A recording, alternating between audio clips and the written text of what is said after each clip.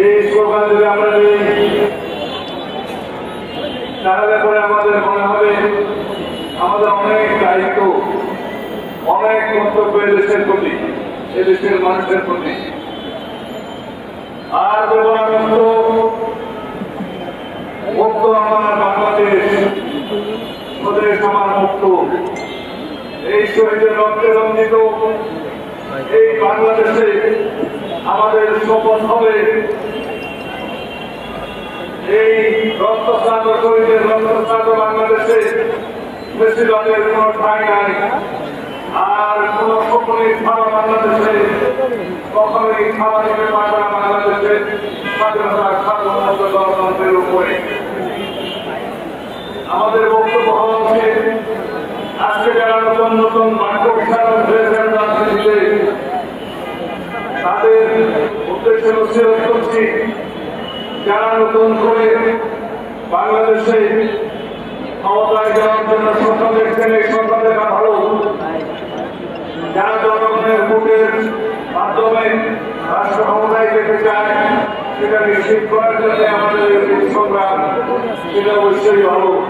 কিন্তু মনে রাখতে হবে কেউ যদি বাংলাদেশে নির্বাচনকে পিছিয়ে দিয়ে নির্বাচনকে অনুষ্ঠিত করে এবং নির্বাচন না করে রাষ্ট্র ক্ষমতা থাকতে চায় অথবা বিভিন্ন রকমের গোলাপানিতে মাছ স্বীকার করার ষড়যন্ত্র করতে চায়, তাদের উদ্দেশ্য হচ্ছে বেশিরভাগের দুঃসজ্জা যেন আমার প্রভাবিত হয়। আমরা লক্ষ্য করছি বিভিন্নভাবে আজকে বাংলাদেশে গণতান্ত্রিক শক্তিগুলোর মধ্যে নিরপেক্ষ সৃষ্টি পায়তারা চলছে।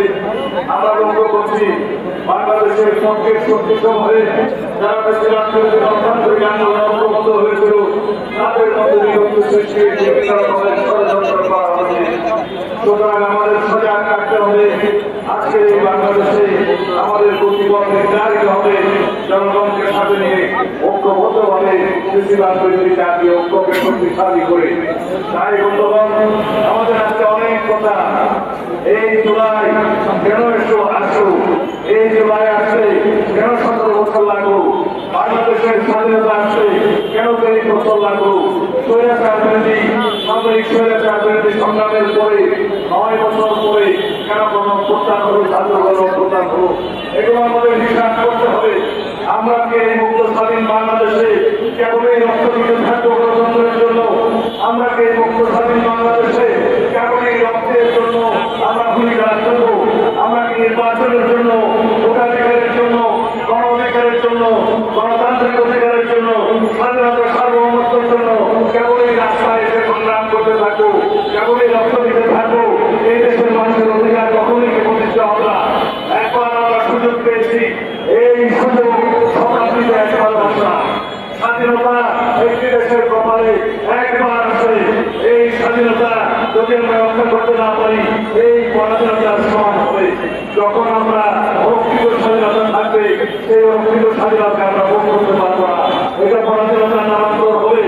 আমরা দেখেছি পার্শ্ববর্তী দেশের একটি বড় রাজ্য বানানোর জন্য বিগত চলে ফেলেছেন আপনারা, যার পর তারা চেষ্টা করেছে, অবশ্য সফল হয়েছে এইটুকু যে শেষ পর্যন্ত তার আশ্রয়টা দুর্নীতি হয়েছে।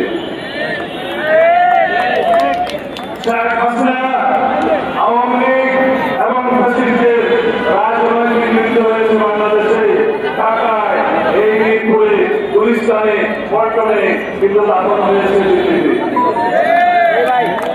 সুতরাং যারা শেখ হাসিনাকে এই ফ্যাসিস্টকে বাংলাদেশের রাজনীতিতে আবার ফিরিয়ে নিয়ে আসার জন্য বিভিন্ন রকমের ষড়যন্ত্র এবং প্রভাব সৃষ্টি করছে তাদেরকে আমরা চিহ্নিত করব। যারা পিআর পদ্ধতির নামে বাংলাদেশের নির্বাচনের দাবি করছে, যারা বলছে জাতীয় সংসদ নির্বাচনের আগে স্থানীয় সরকার নির্বাচন চাই, তাদের একটা উদ্দেশ্য আছে, তাদের একটি অসৎ উদ্দেশ্য আছে। সরকার 3 মাসের জন্য প্রতিষ্ঠিত হয়, সরকার 3 মাসের মধ্যে একটি জাতীয় সংসদ নির্বাচনের জন্য সাংবিধানিকভাবে ম্যান্ডেট প্রাপ্ত হয়। এখন সেই সরকার পুনর্বহাল হয়ে আদালতের মাধ্যমে আমরা নিরপেক্ষ এই অন্তর্বর্তীকালীন সরকারকে সরকার হিসাবে মনে করি। আপনাদের একমাত্র দায়িত্ব একটি সুস্থ সুন্দর নিরপেক্ষ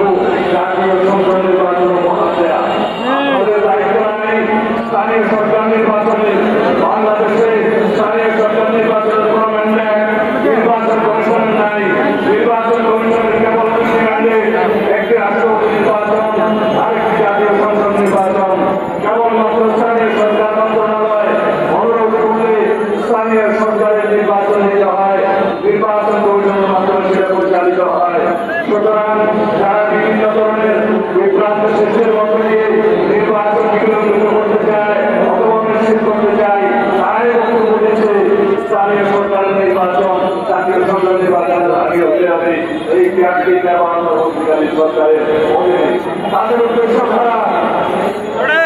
যারা বলে ক্রিয়া পদ্ধতি নির্বাচন চায়, ভাই সাহেব আপনারা ক্রিয়া পদ্ধতি বুঝেন? ক্রিয়া পদ্ধতি গায়ে দেয় নাকি খায়? বাংলাদেশের মানুষ বোঝে না। আমরা বুঝি এক এলাকায় একটা সংসদীয় এলাকায় একজন নির্বাচিত হবে, জাতীয় সংসদ হবে, জনগণ তার সাথে যোগাযোগ রাখবে, জনগণের সাথে যোগাযোগ থাকবে। সেই এলাকার বিভিন্ন রকমের সমস্যা আইন কানুন সম্পর্কে সেই মাথা কামাবে। যদি আমরা ক্রিয়া পদ্ধতি নির্বাচন আমরা যেহেতু বুঝি, যেহেতু করেছি, তাতে দেখা যাবে ভোট দিলেন করে আমি বুঝি এমপি পাবেন সন্দেহ বাংলাদেশের মানুষ চায়ও না, জানেও না। যারা হাত পাতা নিয়ে 16 বছর আওয়ামী লীগকে বাতাস চলেছে, তারা কোথাও ক্রিয়া পদ্ধতি তাদের সাথে যুক্ত হয়েছে আরেকটি দল। সেই দলটি সবসময় বিভ্রান্তিমূলক রাজনীতি বাংলাদেশে করেছে। এক সময় স্বাধীনতার বিরুদ্ধে গেছে, আরেক সময় জনগণের বিরুদ্ধে গেছে, আরেক সময় মানুষের সেন্টিমেন্টের বিরুদ্ধে গেছে। তারা রাজনীতি সবসময় বিভ্রান্তিমূলক রাজনীতি করে এইবার তোমাদের মাছ স্বীকার করার চেষ্টা করছে। আপনারা বুঝেন মানুষ সবই বুঝে।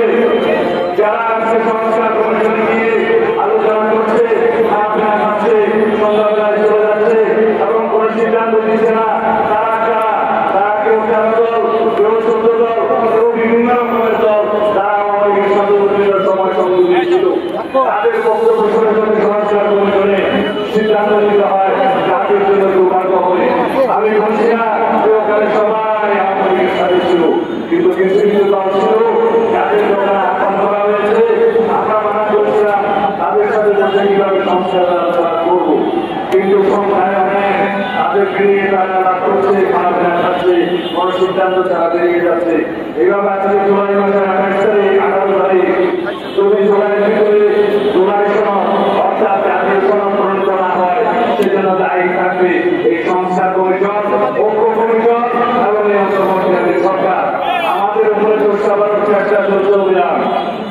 বিএনপির কারণে সংস্কার হচ্ছে না। এক করে প্রতিদিন সাংবাদিক বন্ধুদের বলছি, প্রত্যেকটা ঐক্যমতে আসার পিছনে বিএনপির পরামর্শই নিতে হচ্ছে। বিএনপি প্রত্যেকটা ঐক্যমতের জন্য এগিয়ে আসছে। যেহেতু আমাদের এই প্রস্তাব হচ্ছে করতে দেওয়া প্রস্তাব চাকরির জন্য সংস্কার, আমরা জাতির সম্পর্কে একত্রিত আহ্বান করেছিলাম। আমাদের নেতা তারেক রহমান সাহেব জাতির সামনে উপস্থাপন করেছিলেন। 2023 সালের 13 জুলাই আমরা উন্মুক্ত জনসভার মধ্য দিয়ে সেই সংস্কার প্রস্তাব আমরা উপস্থাপন করেছিলাম। কেননা আমরা রাষ্ট্র কাঠামোর সংস্কার চাই, আমরা রাষ্ট্র ব্যবস্থার সংস্কার চাই, আমরা সরকার